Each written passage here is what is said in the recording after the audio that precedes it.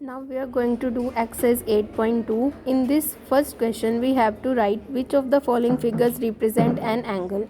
As we know, angle has two arms and it has one middle meeting point where two lines meet, or we can say where two lines intersect.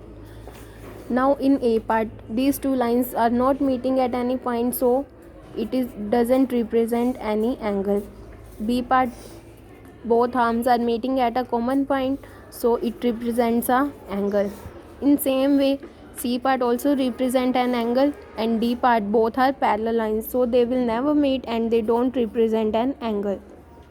Now in second question, in given figure name, we have to write the name of the angle.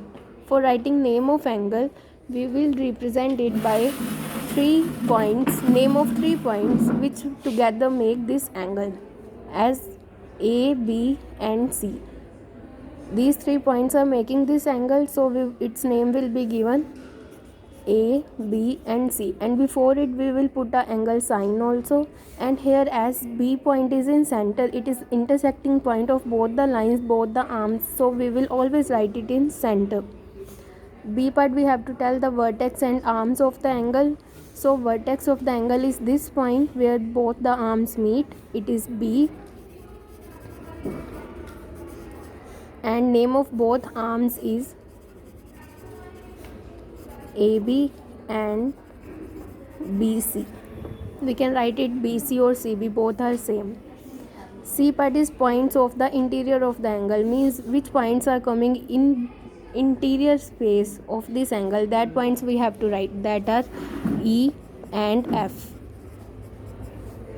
The points on exterior of this angle, outside of this angle, which points lie, their names are only G point is there. Third question is classify the angles as right acute and obtuse angle. As right angle is of 90 degrees, so A is a right angle, and acute angle is always less than 90 degree, so C part is acute angle. D is also an acute angle, and obtuse angle is always greater than 90 degrees, so B is an obtuse angle. So this was our 8.2 exercise and it is completed now.